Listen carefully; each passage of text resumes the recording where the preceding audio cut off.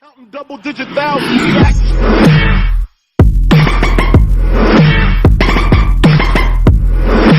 Welcome to Everything Top 10, where we release new top 10 videos every other day. Today we are going to look at top 10 video game DLCs. For this list I've chosen on combinations such as the popularity of the DLC and how it impacted the overall gameplay. Finally, free to wreak my vengeance upon the world!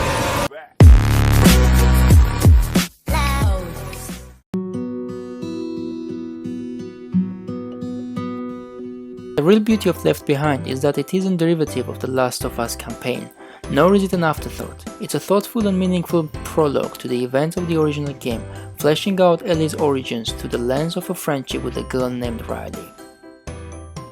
A majority of Left Behind takes place in a mall, which I guess is a norm for two teenagers to do after a real pre-apocalyptic war. In The Last of Us, you will regularly fight with human survivors and infected alike, but you'll never fight them simultaneously. In Left Behind, you'll find yourself in a battle with both sides at the same time, and you'll realize that you can push the two sides to focus on each other rather than you, by throwing a bottle or shooting a stray bullet. Flee while you can, mortal. Oblivion is often viewed as the weakest of the Elder Scrolls games, although it certainly has its share of interesting quests and locations. A complaint that has endured since the moment of its launch, however, was that it lacked the weirdness of Bethesda's previous entry, the brilliant Morrowind. Shivering Isles was Bethesda's defiant response to this, an expansion that's entire premise revolved around being weird. The Isles are divided into two clear provinces, Mania and Dementia. The former is ruled over by mad god Shogorath, who is obsessed with cheese and seems to view the removal of someone's entrails as kind of a compliment. Shivering Isles doesn't make any significant alteration to how Oblivion plays, and there are times when it feels like it's trying too hard.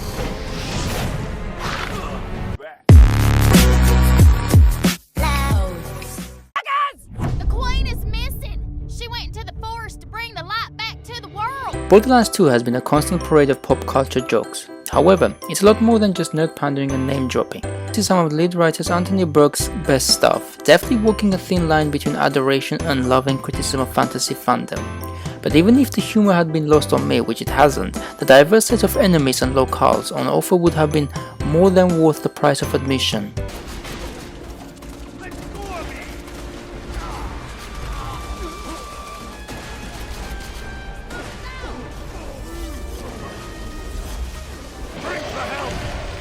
In terms of gear, Assault's only real addition is a sweet one, highly unique grenade mods that behave like popular D&D magic spells, essentially transforming your stock grenade indicator into a recharging mana bar.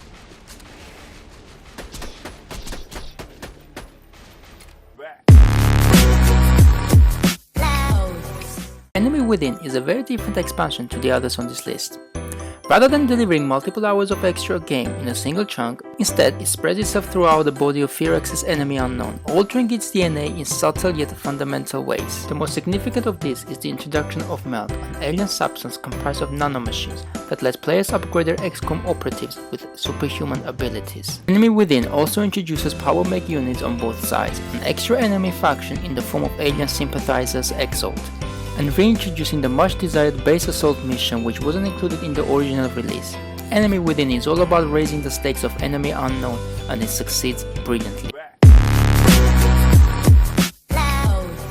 I solemnly vow on the Heron that in competing I'll respect the chivalric virtues. Blood and Wine isn't a traditional Witcher adventure. The Witcher's 3 world of war, politics and monsters, there's also an economy consisting of crowns, orens and florins. However, the latter two currencies are useless, made obsolete after Nilfgaard's invasion of the Northern Kingdoms, but can still be found on corpses in chests and cave. Blood and Wine is no different, mixing soaring vocal choruses with duchat reeds and the wonderful sense of chatter that properly sells this place as Hyperial. Explore the countryside and you'll find sprawling vineyards, working mills, ancient ruins and riverside inns. A far sight from Velan's muddy refugee camps, pyres, corpse-ridden battlefields and derelict towns. This land has never seen such unspeakable evil.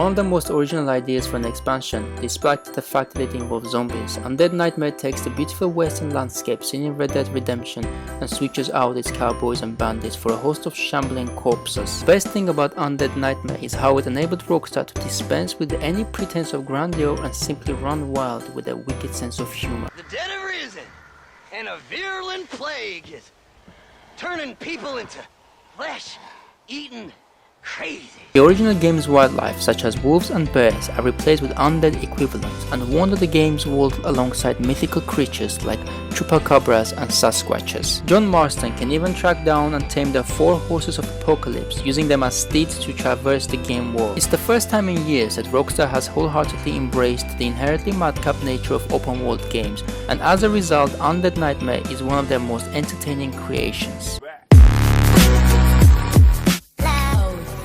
BioWare are probably worthy of several entries on this list, but I forced myself to choose just one.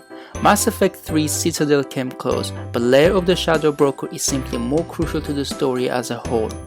Indeed, as story-based expansions go, Lair of the Shadow Broker is one of the most important add-on to any game. Shepard reunites with Liara as she attempts to track down and kill mysterious information dealer known as the Shadow Broker. In the process, we witness a significant evolution of Liara's character, which plays into the story of Mass Effect 3. The Shadow Broker's merits aren't simply down to its narrative consequences, it's also a fabulous little adventure in its own right, including a thrilling skycar chase and a couple of impressive thought-out boss fights. It also concludes with a superb sequence set on the hull of a space cruiser speeding through a freezing lightning storm. Lair of the Shadow Broker is a microcosm of BioWare at their very best.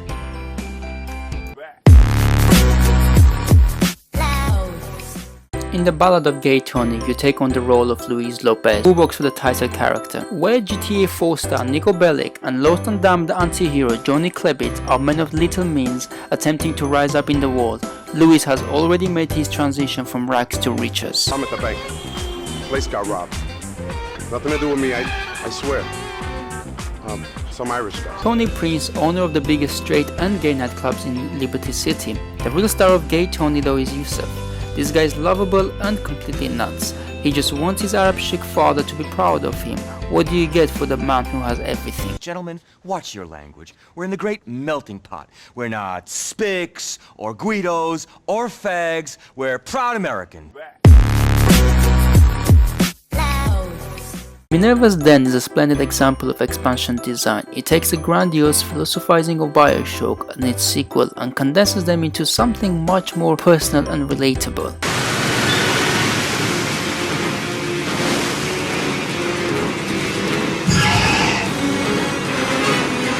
It tells the story of Charles Porter and Reed Wall, 2 brilliant scientists who developed a thinker, an AI machine that controls all of Rapture's automation and security measures. Come on, Daddy. It's a superb distillation of Bioshock's best moments, tackling big ideas like the nature of free will and what it means to be human, but also finding time to reflect on more personal matters like grief and loss. It even has a twist at the end that rivals that of original Bioshock.